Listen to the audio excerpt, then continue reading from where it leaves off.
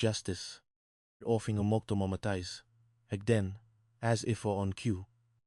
Just then, almost ethereal rap, a light, almost a free, with a dramatic flourish that would have made a stage actor envious, practically leaped across the room and swung it open. Omatize, standing there, bathed in the morning light of Azure Bay, was a woman whose presence seemed to dim everything else in the room. And again, she was tall, impossibly athletic, with a cascade of blonde hair that caught the light like spun gold, glinting with an almost otherworldly shimmer, reminiscent of the northern lights or a freshly polished trophy. Uninviter traumatize. Her eyes, as blue and cold as a winter lake, intellis a fierce determination and an unwavering focus. Her ski suit, form-fitting and emblazoned with a discreet yet undeniably prestigious Sponsor S logo, hinted at formidable professional athleticism. Omenti Divimaiden. This was Helga, the Blizzard, Bjorn's daughter, a force of nature in human form, a goddess of the alpine slopes. Greetings, Arti. Amortadi? Helga Bjorn's daughter asked, her voice possessing a resonant, slightly accented quality that Arti found utterly captivating, like a Viking siren-esque song emanating from the frozen fjord peaks themselves. Wheeling intrigue, Tentai. Chet, Champollion, who had mysteriously appeared behind Helga, seemingly materializing from the ether, crowed with uncharacteristic promptness. On Arabis.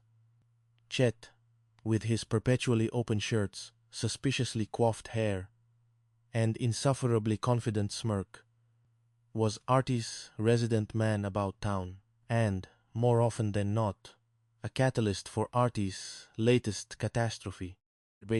Assessing, nor eyeing, Helga, hui, with the transparent appreciation of a connoisseur assessing a masterpiece, his gaze raking over her form. Untatli.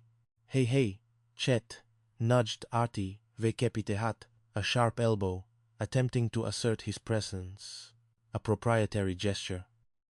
Are you not going to honor us with introductions? Artie, you uncultured swine. It is simply basic etiquette, even for you, a self-proclaimed gourmet chef. No, Artie replied, a tiny self-satisfied smile playing on his lips, completely ignoring Chet's less than subtle prompting. He was enjoying the theatricality of the moment far too much to share the spotlight. Helga, after all, was his moment. Oben unkorikientin, desolessly. Brenda exchanged a baffled, whose slight mouth had fallen open in an uncharacteristically unladylike gasp, a silent testament to Helga's striking presence, an almost visceral reaction to her formidable beauty. Witty. Artie, Brenda commented dryly, though her voice hinted at an underlying current of confusion and a rapidly dwindling supply of patience. Truly, exquisitely humorous, Usomotian.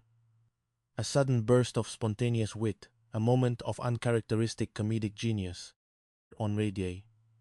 Indeed, Mott did, Artie confirmed, his chest expanding slightly, radiating smugness like a malfunctioning radiator on full blast. Osintized. You see, Helga, my dear, that wit is as fundamental to a dedicated skier as their trusty pole is to their exquisitely fitted boots. Both are indispensable for successful navigation and an impeccable sense of style, a graceful dance with both intellect and gravity. You comprehend, wild of the slopes. Quentin Fure. Helga chuckled, a sound like wind chime valley, crystalline and pure. Ut meaning, Artie. A delightful analogy indeed. You know, Mott suppose that is precisely why skiers are the only gentlemen who truly ignite my spirit. They possess a certain elemental force, a raw energy, She fixed Artie with a gaze of potent, almost hypnotic admiration, almond eyes. His very soul igniting a nervous flutter in his stomach. One gritetten. To ski is to live, Artie. The very essence of existence with unparalleled vigor and unyielding determination. Grivel is to acquire a profound nausea, Brenda muttered under her breath. A sentiment, Poppy echoed.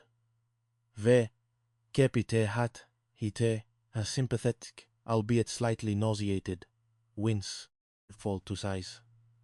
Brenda's gaze drifted pointedly towards Artie, then to the nearest exit, clearly contemplating an escape route from the impending wave of romantic declarations. Which went? Artie exclaimed, entirely oblivious to Brenda's withering disgust. Disgust. He nudged Chet with an elbow, then theatrically jabbed a thumb towards his own chest. He utters such pronouncements with an utterly unwavering visage, frequently was possible, so proquantlit Barnaby listly tautelace, that Mott Artie became the very epitome of skiing prowess.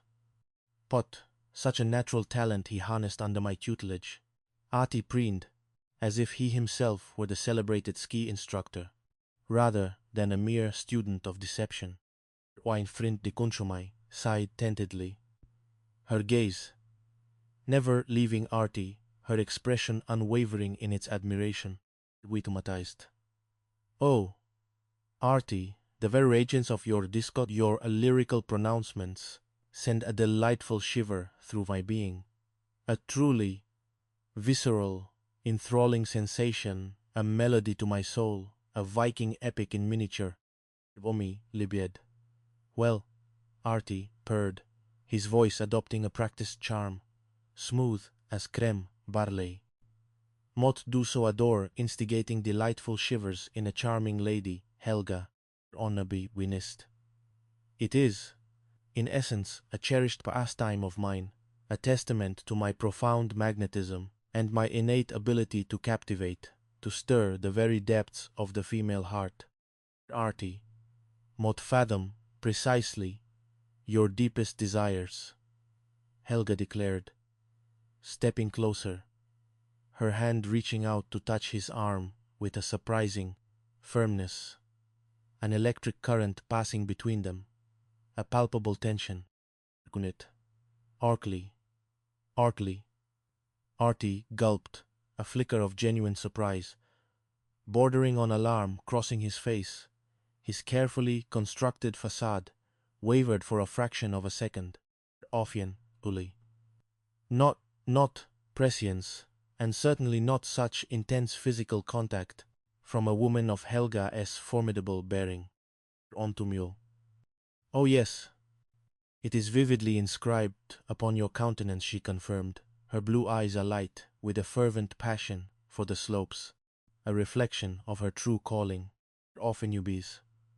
The yearning for the crisp air, the adrenaline, the absolute mastery of the slopes, the thrill of ultimate physical dominion. Artie, the dance with gravity and ice, the conquest of the formidable mountain. Uno, obet. Well, mod debi, no.